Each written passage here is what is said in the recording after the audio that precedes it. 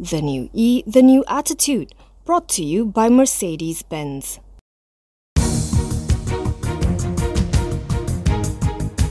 Caretaker Prime Minister Tan Sri Yassin has announced additional easing of restrictions for fully vaccinated individuals in states under Phase 1 of the National Recovery Programme, which includes dine-in at restaurants and non-contact sports. Fully vaccinated individuals will now be allowed to dine in at restaurants from August 20th.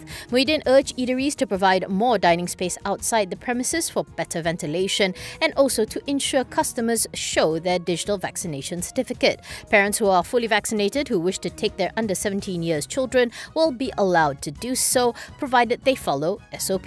Sports, recreation and leisure activities that don't involve physical contact taking place outdoors are also permitted for Phase 1 states. Also allowed jogging, tai chi, cycling, fishing and golf, among others. Night markets and weekend markets will also be permitted, with the relevant enforcement authorities as well as premises owners urged to ensure that customers show their vaccination certificate. Muhyiddin says the new relaxations were added after the National Security Council took into account the complete vaccination rate of the adult population nationwide has now exceeded 50%, ahead of the August 31st target. Muhyiddin also quoted data from the Health Ministry that showed that a decrease in the number of cases in categories 3 to 5 when complete vaccination of the adult population above 18 years exceeded 40%. Today, new COVID-19 infections hit another fresh high of 22,948, with 21,720 recoveries and another 178 deaths.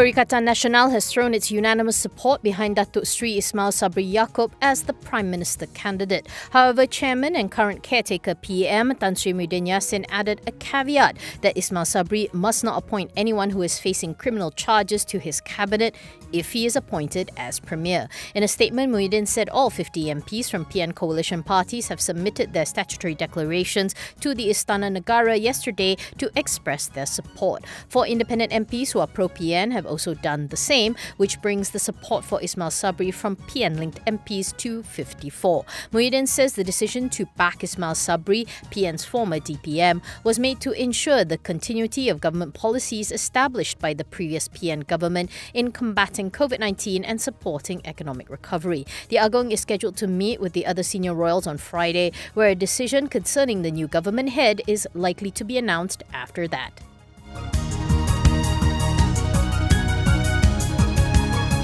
S&P Global Ratings has downgraded Serba Dynamic Holdings to CCC from B- previously to reflect the company's sizable debt maturities of 1.7 billion within the next 9 months. S&P has a negative outlook on the company to reflect its view of the refinancing risk it faces. The ratings agency adds that the company's challenges surrounding the special independent review and statutory audit will be the roadblock in its ability to secure external funding. S&P highlights that in the next 9 months, Serba Dynamic has maturing debts that include 900 million in sukuk, 700 million in loan amortization of its long-term bank facilities and short-term facilities, and 100 million of its commercial paper. Serba Dynamic's last reported cash balance as at end March 2021 was 1 billion ringgit. The ratings agency also does not see the company raising funds from the capital markets in the near term, as it believes that market confidence will take some time to be restored after the resolution of the Special Independent Review and Audit. Serba Dynamic has to also overcome its governance deficiency, given that it is suing its former auditors KPMG, which resulted in a number of directors resigning en masse. The ratings agency also takes the view that the going concern and reputation of a firm are key considerations in a contract bidding process, implying that the company may face issues in the near term replenishing its order book.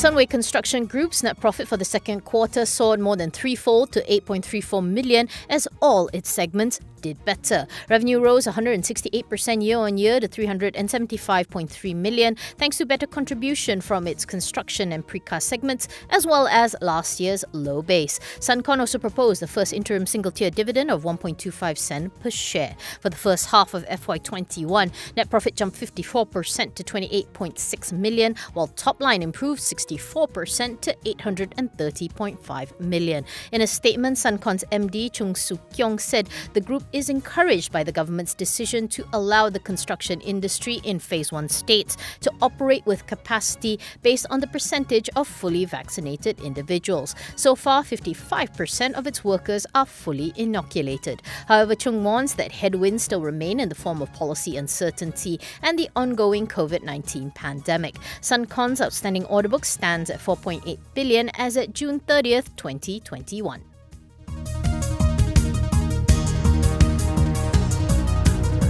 Mr. DIY Group Malaysia is confident that customer traffic will improve and remains upbeat on the prospect of the local retail industry post-pandemic. According to CEO Adrian Ong, despite the lockdown restrictions, he believes the group is lucky to be allowed to operate as it is considered an essential goods retailer. He adds that the current work-from-home arrangement has continued to support business as consumers continue to look for necessary items like adapters and electrical goods, among others. Ong says Mr. DIY is targeting 100 million transactions per year across its stores, which is 3 times the size of the Malaysian population. On the e-commerce front, he highlighted the group's proportion revenue from the segment is relatively small and it has fully invested in its e-commerce offering through warehouse facilities in Sri Kembangan, Selangor. Ong says that Mr. DIY has a fundamental advantage over other marketplaces as it has the ability to offer omni-channel e-commerce.